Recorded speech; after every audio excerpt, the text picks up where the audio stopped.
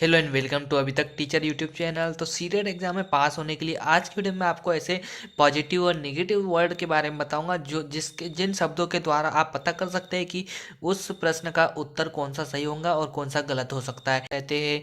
और नकारात्मक वाक्य और सकारात्मक वाक्यों के बारे में आज की वीडियो में आपको सब कुछ बताऊंगा। तो वीडियो का अंत तक अवश्य देखना। चैनल पर नया होता हमारे चैनल अभी तक टीचर यूट्यूब चैनल को सब्सक्राइब जरूर कर लेना, साथ ही बेल आइकन को प्रेस करके नोटिफिकेशन को भी ऑन कर लेना। थैंक्स। चलिए हम पहले पॉजिटिव वर्ड देखेंगे, इसके बाद नेगेटिव देखेंगे। तो पहला पॉजिटिव वर्ड जो है अवसर प्रदान करना। जहाँ पे आपको जो है विद्यार्थियों को, छात्रों को अवसर प्रदान करने की बात की जाएंगी तो वो वाक्य हमेशा सही रहेगा।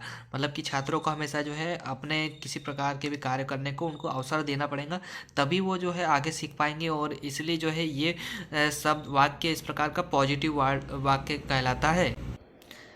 अगला जो वाक्य है इसमें आपका शब्द है, सकारात्मक शब्द है, प्रोत्साहित करना। प्रोत्साहित यानी मोटिवेट करना। बच्चों को मोटिवेट करते हैं, उनको प्रोत्साहित करते हैं कि भी कार्य करने के लिए, पढ़ने के लिए या किसी भी क्षेत्र में, तो उनको उससे ज़्यादा प्रभाव पड़ता है, अच्छे तरीके से सीख पाते हैं। तो इसलिए जो प्रोत्साहित करने वाला ऑप्शन आएगा या वाक्य आएगा कहीं भी किसी भी सेंटेंस में, तो ये हमेशा जो है सही वाक्य रहेगा। यह सकारात्मक शब्द रहता है। तो इसके अलावा अगला जो है प्रेरित करना। बच्चों को किसी भी चीज़ के लिए प्रेरित करना है, पढ़ने के लिए या फिर आगे बढ़ने के लिए, तो उस प्रकार से इनकरेज करने वाले जो भी बात आएंगी जब भी, तो ये भी पॉजिटिव वर्ड होगा, यानी कि सकारात्मक होगा। इसके अलावा अगला है सृजनात्मकता, क्रिएटिविटी। बच्चे सृजनात्मक रूप से अच्छी तरीके से सीखते हैं, इसलिए क्रिएटिविटी वाला भी जो वाक्य रहेगा वो भी सही रहेगा, हमेशा सकारात्मक वाक्य है। इसके अलावा अगले और देख लेते हैं हम। अगला है मातृभाषा को स्वीकार करना है। छात्रों की मातृभाषा यानी घर से जो भी वो सीखते हैं, पहली भाषा मातृभाषा, वो हमेशा सही रहती है। अच्छी बात है, मातृभाषा के द्वारा बच्चे अच्छे तरीके से सीखते हैं, इसीलिए जो है मातृभाषा वाला ऑप्शन भी हमेशा सही रहेगा। बच्चों के साथ चर्चा करना, बच्चों के साथ संवाद करना, तो ये बात हमेशा सही रहती है, सकारात्मक बात है। तो ये भी आपको ध्यान रखना है। इसके अलावा अगला है सातवां ऑप्शन है कारण का पता लगाना। मतलब कि अगर बच्चे किसी प्रकार की गलती करते हैं या अच्छे से उनको पढ़ाई नहीं हो पा रही है या कुछ भी हो रहा है, तो उनके इस प्रकार से जो है असफल होने का कारण का हमें पता लगाना पड़ता है। तो इसीलिए जो है कारण वाला का पता लगाने के बारे में जब भी बात की जाएगी तो ये भी हमारा पॉजिटिव वर्ड आएगा, टैग वर्ड में आ जाता है। इसके अलावा गतिविधि, अर्थपूर्ण अधिगम, ये भी सही है। गतिविधि के द्वारा बच्चे अच्छी तरीके से सीखते हैं। किसी भी खेल के द्वारा या किसी प्रकार के जो गतिविधि के द्वारा जब बच्चों को सिखाया जाता है तो उनके अच्छी तरीके से वो सीख पाते हैं और नई नई बातों को वो अच्छे तरीके से अपने दैनिक जीवन में उपयोग भी कर सकते हैं और उनको पढ़ाई में भी मदद मिलती है उसके द्वारा, इसलिए ये भी सही हो जाएगा। इसके अलावा अगला बात है बाल केंद्रित पढ़ाई होती है जो, तो वो भी सही रहता है। चाइल्ड सेंटर्ड मतलब अधिगम रहता है, तो वो भी सही हमेशा बात रहती है। तो बाल केंद्रित वाली बात जब भी आएंगी तो बच्चों के लिए ये पॉजिटिव बात रहती है, मतलब कि सही बात है। बाल केंद्रित हमेशा जो बच्चों को पढ़ाने के लिए है, तो उनके बच्चों पे के लेवल के अनुसार, बच्चों के जो है उनके अनुसार अगर पाठ्यक्रम होगा या पढ़ाई होंगी तो उनको ज़्यादा अच्छे तरीके से समझ आएगा और वो अच्छी तरीके से सीख पाएंगे। इसलिए चाइल्ड सेंटर्ड वाला भी ऑप्शन सही रहता है हमेशा। और इसका हस्तपरक गतिविधि के द्वारा और करके सीखना, मतलब बच्चे जब भी किसी भी चीज़ को करेंगे, पढ़ेंगे या कुछ भी करेंगे, तो करके सीखने वाला ऑप्शन हमेशा सही रहेगा, पॉजिटिव वर्ड है। लर्निंग बाय डूइंग के द्वारा बच्चे अच्छी तरीके से सीखते हैं। और भाषा में विभिन्न रूपों का प्रयोग, ये भी सही बात है। सर्वांगीण विकास हमेशा सही होता है, मतलब कि हमेशा बच्चों का सर्वांगीण विकास करने पे ही ध्यान दिया जाता है। विद्यालय में या फिर घर पे भी ओवरऑल डेवलपमेंट करना जरूरी रहता है। दैनिक जीवन से जोड़ने वाला बात जो है ये भी बहुत ही ज़्यादा ज़रूरी रहता है।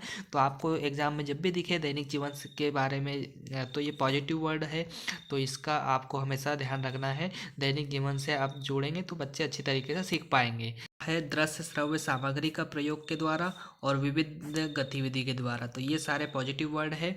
और इसका हमें एक बात और ध्यान रखना है, बच्चों को हमेशा सम्मान की बात देना है और बच्चा ही हमारे लिए भगवान है, इस टाइप से हमें ध्यान रख के ही करना है। बच्चों को कोई कठोर दंड नहीं देना है, कुछ नहीं करना है। और तो चलिए अब हम नेगेटिव वर्ड कौन कौन से है उसके बारे में जान लेते हैं। तो सबसे पहला है रटना, रटना या रटवाना। तो दोनों ही चीज़ गलत है। बच्चे कभी भी रटेंगे नहीं और बच्चों को किसी भी चीज़ को याद नहीं करवाना है। बच्चे अपने मन से गतिविधि द्वारा या किसी भी तरीके से सीखते हैं तो वो अच्छी बात है, लेकिन बच्चे कभी भी रटना नहीं है, कोई भी बातों को, किसी भी चीज़ को याद नहीं करना है। तो रटने वाली चीज़ जो है, रोट लर्निंग वाले जो भी बात होंगी तो वो हमेशा नेगेटिव में आएगा और वो हमेशा गलत रहेगा। शिक्षक केंद्रित कभी भी हमारा कोई भी पढ़ाई लिखाई या जो भी होगा वो शिक्षक केंद्रित हमेशा कभी भी नहीं होना चाहिए। हमेशा बच्चों पे केंद्रित होना चाहिए, यानी कि बाल केंद्रित साहित्य होना चाहिए और चाइल्ड सेंटर्ड होना चाहिए अधिगम, तो वो सही रहेगा। और ये वाला हमेशा शिक्षक केंद्रित वाला गलत है। कंठस्थ करवाना नहीं है, मतलब कि याद नहीं करवाना है बच्चों को, पहले ही बताया। केवल मात्र ही ये जो ऑप्शन आते हैं किसी भी इसमें, सिर्फ एक ही चीज़ पे ध्यान केंद्रित होता है इसमें, तो ये भी आपका हमेशा गलत हो जाएगा। और अगला है हतोत्साहित करना, मतलब कि बच्चों को हतोत्साहित तो कभी करना ही नहीं है। बच्चों को हमेशा प्रोत्साहित करने वाली बातें हमेशा सही रहेंगी, तो इसलिए हतोत्साहित वाला भी गलत हो जाएगा। और ये नकारात्मक बात आकर्षित करता है, इसीलिए ये भी गलत है। और कठोर दंड कभी नहीं देना है, सजा नहीं देना है बच्चों को भय वाला वातावरण नहीं देना है कभी भी, तो इसीलिए ये सारी बातें गलत है और ये नकारात्मक वाक्य है। अब ये है, अगला है व्याकरण से संबंधित। तो व्याकरण हमेशा बच्चों को नहीं सिखाना है और व्याकरण पे बल नहीं देना है, बच्चों को सकारात्मक अधिगम पे ज़्यादा ध्यान देना है। और इसके अलावा याद नहीं करवाना है, दंड और सजा तो देना ही नहीं बिल्कुल बच्चों को, इसीलिए बच्चों को बिल्कुल दंड, और ये नई शिक्षा नीति में भी दंड का प्रावधान जो है बंद कर दिया है, सजा नहीं देना है। पुस्तक केंद्रित भी नहीं होना चाहिए, चाइल्ड सेंटर्ड होना चाहिए अधिगम, लेकिन पुस्तक पे ही पूरी चीज़ डिपेंड नहीं होना चाहिए, पूरा पुस्तक पे पूरा ध्यान नहीं रहना चाहिए। निष्क्रिय अधिगम वाला भी बिल्कुल सही बात नहीं है, निष्क्रिय नहीं रहना चाहिए। सक्रिय अधिगम, छात्र और शिक्षक दोनों जने जो है सक्रिय अधिगम करते हैं, कक्षा में सीखते हैं या सिखाते हैं, तो दोनों सक्रिय रूप से वहाँ काम करते हैं। अगला है उच्च शिक्षा। तो छोटे बच्चे हैं, क्योंकि सीटेट का जो पेपर है वो प्राइमरी लेवल के बच्चे और मिडिल लेवल के बच्चे, तो यहाँ पे उच्च शिक्षा तो देना ही नहीं है। उच्च शिक्षा के बारे में जब भी बात होगी तो वो नकारात्मक वाक्य कहला बन जाता है और वो जो है नेगेटिव वर्ड हो जाएगा। ग्रेड नहीं देना है बच्चों को, कोई ग्रेडिंग नहीं देना है, रैंकिंग नहीं बनाना है, कुछ नहीं करना है, उनको सकारात्मक रूप से सीखना है। और ग्रेडिंग वगैरह वाला जो बात आती है वो भी गलत हो जाता है। लैंगिक असमता पे भी इस पे जो है नकारात्मक वाक्य कहलाता है ये भी।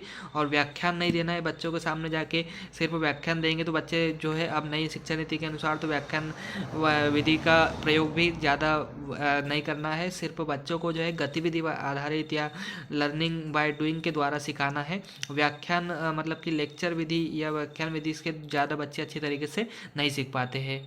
इनका अगर आप ध्यान रखेंगे तो आपका जो है इन ट्रिक्स के माध्यम से आप सीटेट एग्जाम अच्छे तरीके से पास कर पाएंगे। और देखने के लिए हमारे चैनल अभी तक टीचर यूट्यूब चैनल को सब्सक्राइब जरूर करें, जिससे कि अन्य अपडेट आपको इस चैनल पर सबसे पहले मिल सके।